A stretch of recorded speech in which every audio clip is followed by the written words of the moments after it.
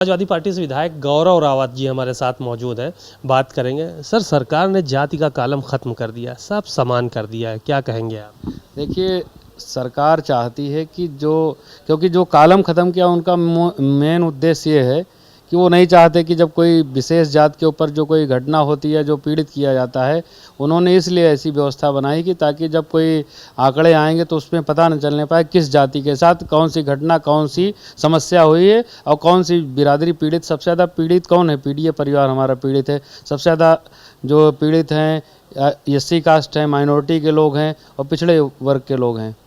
इसीलिए ख़त्म करने की कोशिश की जा रही है। जी जी।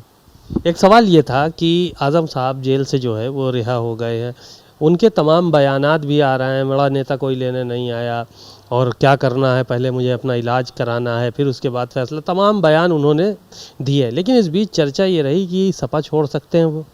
ऐसा क्यों करेंगे?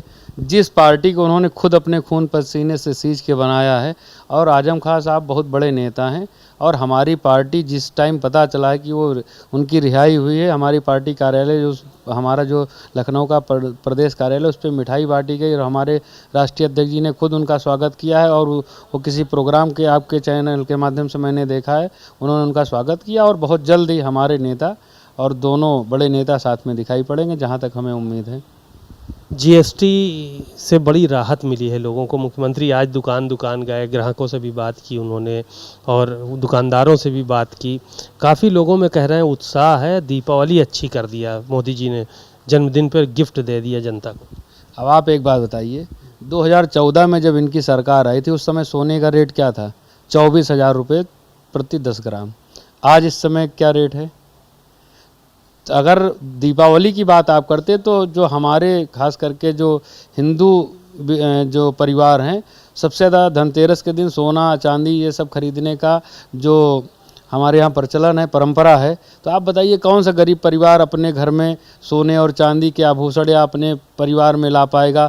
यहाँ तक की बात हमारे जो देश के प्रधानमंत्री, उन्होंने मंगलसूत्र की बात करी थी। आज आप बता दीजिए 14 से लेकर और 2025 में कितने गुना सोने का रेट बढ़ गया है।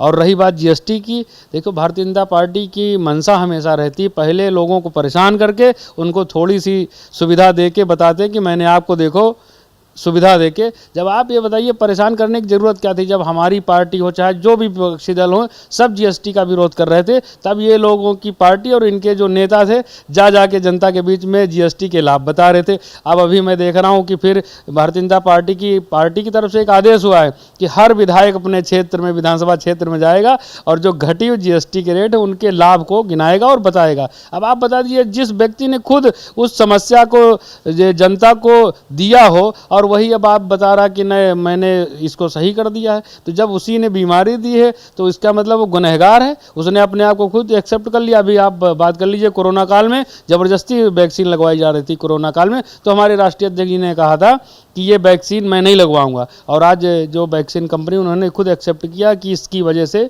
जो व्यक्ति हैं जिन्होंने इसको लगवाया उनका जो खून है मोटा हो रहा है, उसकी वजह से तमाम जो हार्ट अटैक की घटनाएं बढ़ रही। मैंने तो विधानसभा में क्वेश्चन किया था, मैं आपको दे दूंगा, मैंने खुद सरकार से पूछा था कि ऐसी जो गंभीर घटनाएं हो रही जिसमें हृदयगत से, मैं तो देखता हूं मेरे विधानसभा क्षेत्र में हो चाहे उत्तर प्रदेश में, देखता हूँ तमाम नौजवान और जो काफ़ी यंगेस्ट लोगों को हार्ट अटैक की समस्या, बीमारी बढ़ती जा रही, तमाम लोगों की जाने जा रही। ऐसे गंभीर मुद्दे पर क्या सरकार का कोई ध्यान गया है कि इस पर कोई विशेष कार्य करने की कोई योजना जो स्वास्थ्य विभाग उसने आज तक नहीं बनाई? उन्होंने मुझे जो जवाब दिया मैं आपको भेज दूंगा, आप देख लीजिएगा कि ऐसा गैर जिम्मेदाराना बयान है।